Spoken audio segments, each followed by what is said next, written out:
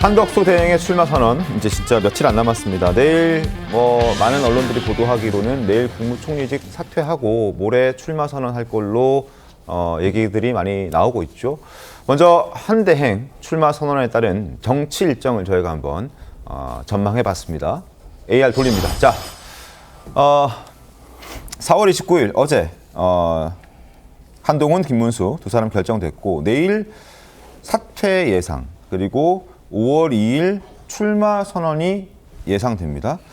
5월 3일 국민의힘 대선 후보 확정되고 5월 4일 공직자 사퇴 시한 전에 한덕수 대행은 사퇴를 하고 출마 선언할 것으로 예상이 됩니다. 이제 관심은 5월 11일 이제 대선 후보 등록 1차 데드라인인데 이전에 단일화를 할 것인가 아니면 사퇴한 이후 출마 선언한 이후에 조금 더 외곽에서 대기를 하다가 몸집을 더 키운 상태에서 5월 25일 투표 용지 인쇄되기 전에 합당 단일화를 할 것인가 이 부분에 대한 관심들이 이제 많습니다. 그러니까 어떤 식으로 어떤 형태로 단일화를 하게 될 것인가 시점은 언제고 방식은 어떻게 될 것인가 하는 부분들에 관심이 좀 많은 지금 상황입니다. 한덕수 대행 사퇴 전 마지막 또 국무회의를 어제 주재했습니다.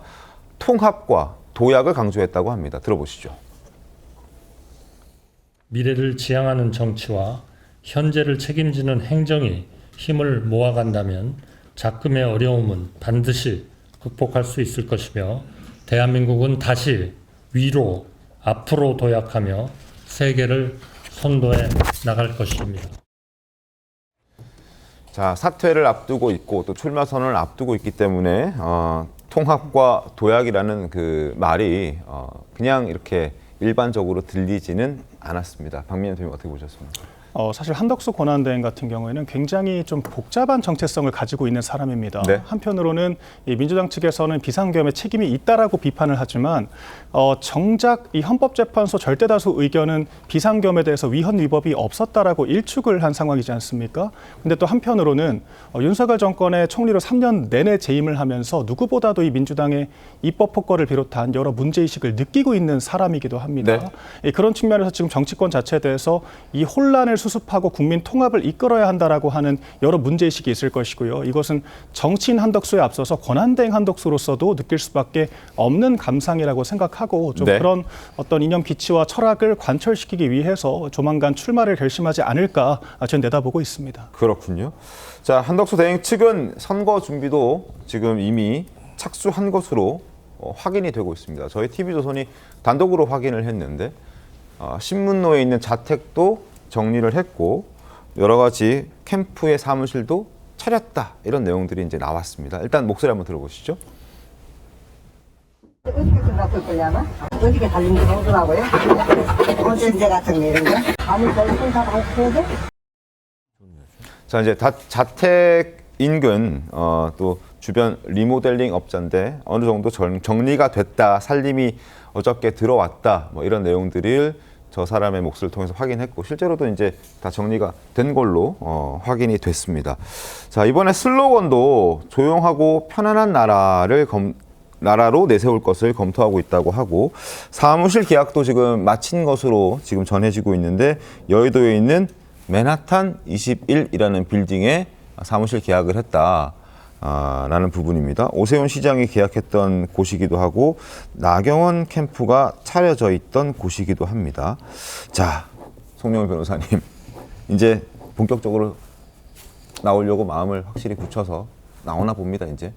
그래 보이긴 하는데요. 다만 여전히 한덕수 대행의 출마가 자연스러운가, 그리고 더 나아가서 국민의힘의 당원 지지층과 라포를 형성할 수 있을 것인가, 그리고 일각에서 제기하는 그 단일화 시나리오가 정말로 가능한 정치 스케줄이 나오느냐, 이런 디테일한 부분에 들어가면은 여러 가지 물음표가 많이 그려집니다. 그러니까 야당에서는 그 대통령 권한대행으로서 심판보다가 출마하는 것이 맞느냐, 지금 이 부분도 계속 지적하고 있는 상황인데, 국민의힘 입장에서 더 아프게 느껴지는 것은 한덕수 대행이 정말로 출마할 의지가 있었다고 하면은 4월 14일, 15일 후보 등록 기간에 경선에 참여할 수 있었습니다. 일찍 사퇴하고 나와서. 그런데 그 8강, 4강 결승 가는 과정을 다 건너뛰고 토너먼트 반대편에 일종의 부전승처럼 올라가 있겠다. 라고 하는 것이 과연 일반 국민들께서 보시기에 자연스러워 보일 것인가. 그리고 77만 지금 국민의힘 당원 선거인단이 보기에 이게 공정해 보이겠는가. 이런 부분들에 대해서 좀 많이 고민해 볼 필요가 있을 것 같아요. 그리고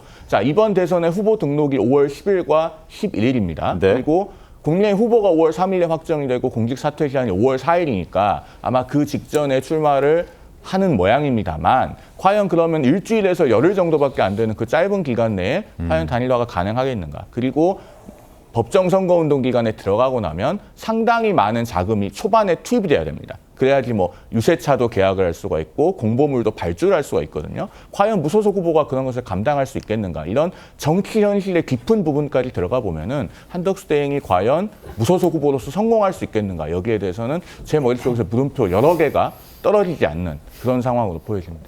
알겠습니다.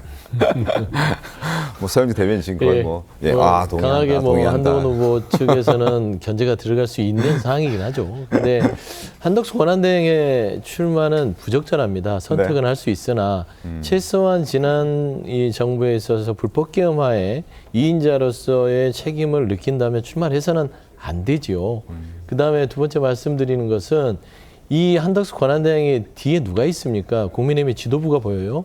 권영세, 권선동, 김기현, 송일종 등등 국민의힘의 탄핵을 반대했던 다수의 의원들이 보이기 때문에 이 또한 국민의힘이 밖에 있는 무소속 후보가 될 수 있는 사람을 뭔가 기다리는 듯하는 것도 해당행위에 속하지 않느냐. 저는 정당 정치를 오랫동안 봐왔지만 이번 대선처럼 네. 국민의힘이 정말 갈짓자 행보를 하는 것은 처음 본다.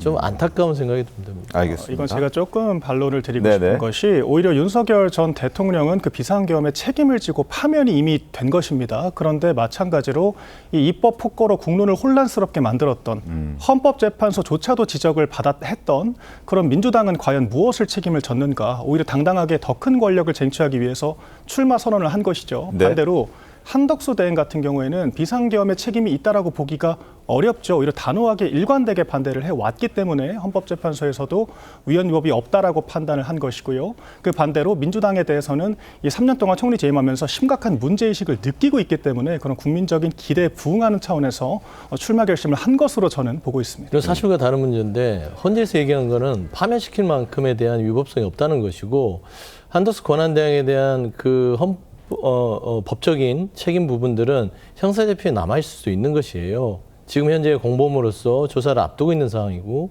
지금 내란에 대한 법적 책임은 남아있어요. 그다음에 자꾸 뭐 민주당이 그 폭거 얘기를 하는데 헌재에서는 그거를 탄핵이 남용됐다라고 볼 수 없다고 이미 적시한 바가 있기 때문에 그거는 국민의힘이 주장하는 그냥 레토릭일 뿐이다라는 것은 분명히 하고 가야 된다고 생각합니다. 제가 했던 얘기를 좀 앞서 이어서 말씀을 드리면 한덕수 대행의 출마 방식에 대해서 지금 비판하는 것은 뭐 한동훈 후보나 김문수 후보 어떤 특정 후보의 관점에서 말씀을 드리는 것이 아니라 이건 정당 민주주의의 문제입니다. 즉 정당이 당원 당규에 따라서 룰을 정해놓고 경선을 하는데 그걸 우회해서 들어와서 경선을 통해서 선출한 후보와 차후에 단일화를 하겠다. 혹은 심지어는 입당을 해서 무슨 경선을 한번 다시 한다. 이런 이야기까지 들리는 것은 사실 정당 민주주의의 정상화라는 관점에서 보면은 이건 바람직하다고 보기 어려운 거거든요. 그런 가치를 가지고 평론하는 것이다라는 말씀을 드립니다. 알겠습니다. 자, 어쨌든 이번 주가 지나고 나면 단일화의 분위기는 좀 불이 붙을 듯 합니다. 자, 국민의힘 지도부 목소리 들어보겠습니다. 정해진 수순처럼 가는 느낌도 있어서 이게 정정당당한 전쟁이라고 볼 수 있는 이런 더 큰 집을 짓기 위해서는 경선을 단일화 경선을 할 예정으로 있는 것으로 알고 있고 그 과정을 통해서 좀 더 많은 국민들의 관심을 받고 더 큰 집을 지으면은 그것이 결국 선거 승리의 밑거름이 될 것이다. 이렇게 한덕수 총리하고 경쟁에서 누가 이길지는 모르는 겁니다. 자, 과연 10일 이전에 할까요? 아니면은 11일 이후, 그러니까 25일 표 인쇄 이전으로 할까요? 이거 이제 관심입니다.